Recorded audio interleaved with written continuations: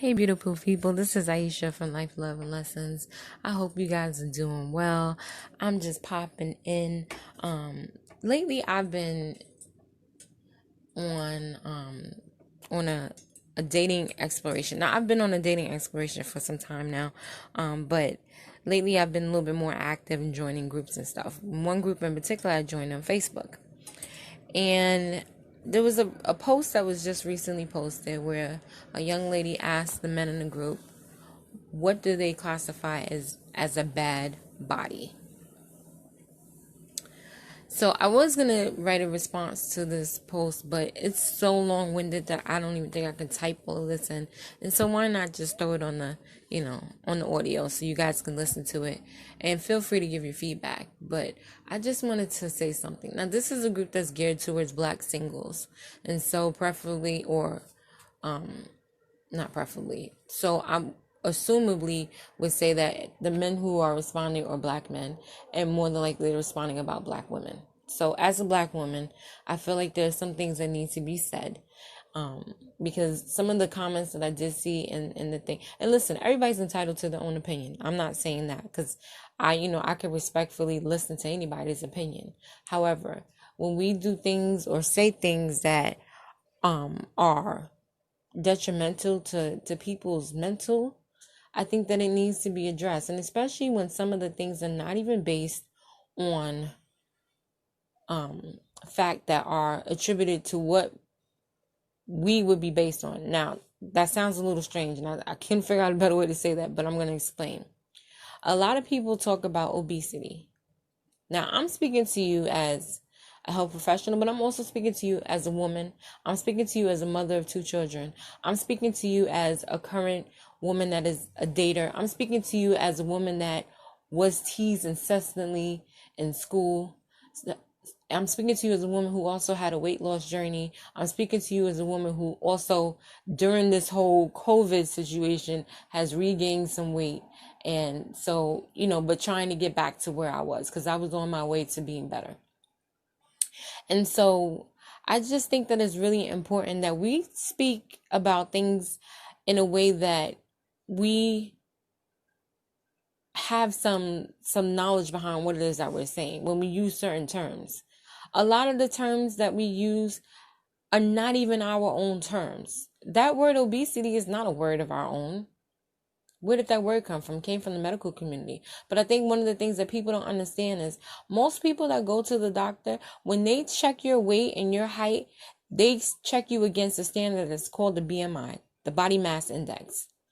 A lot of people don't realize this, but the body mass index was based off of a white man's body, or for a white male's body, a European's body. So how can that be the same first of all, how can that be the same for everybody? Second of all, because my 5'4", 200 pounds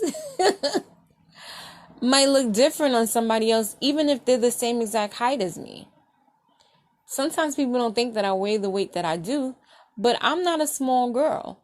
Some people, talk about bone density. That's a real thing. But the bottom line is that we are given what we have. Not everybody is meant to be skinny. Some of us have bodies and where our weight is distributed a little bit more proportionately. Some people are born with bodies that are not as proportionate. And no matter how much diet and exercise they do, they're not going to get down to looking like a stick figure. It's not going to ever happen. So I think that we need to be real careful when we're talking about standards like obesity, or we're talking about, well, according to the BMI, you're an obese person. Who are you measuring me up against? Because if you're measuring me up against some white dude, don't you think that's a little bit unfair to do?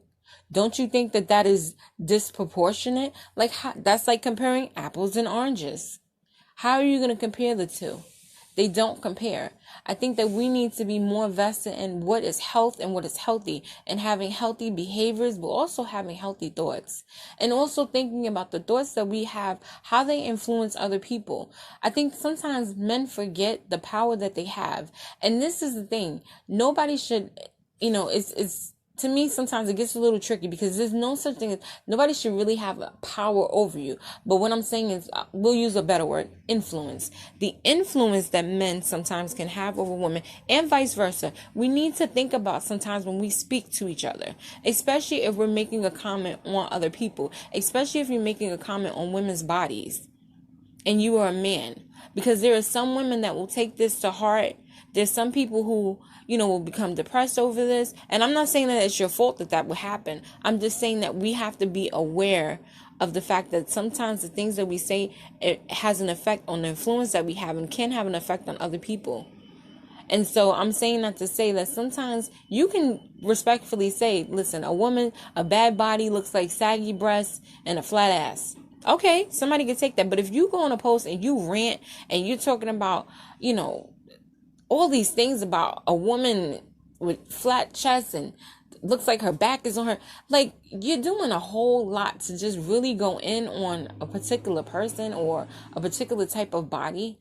I think that you can respectfully get your point across in the same way and maybe say something that's a little bit more respectfully descriptive, as opposed to really going in, because there are some women that might read this and really get down on themselves, especially about stuff that they can't change. If you were born with the top and the lower half of your body are disproportionate, how do you change that? Because if somebody has the answer to that, please put that in the post, put that on here. Like, let me know, because there's some things about body structure that you just can't change. You can't change your bone structure. It's just like asking somebody to change their face. Like, it's not going to happen. And if it does, it's going to be through some mechanical way, through surgery or something like that. The bottom line is that we are given what we are given and we work with what we have. And there are some things that you're going to find out about your own body that you don't like. And if you can change it, honestly, if you can do it safely, I'm in full support of that.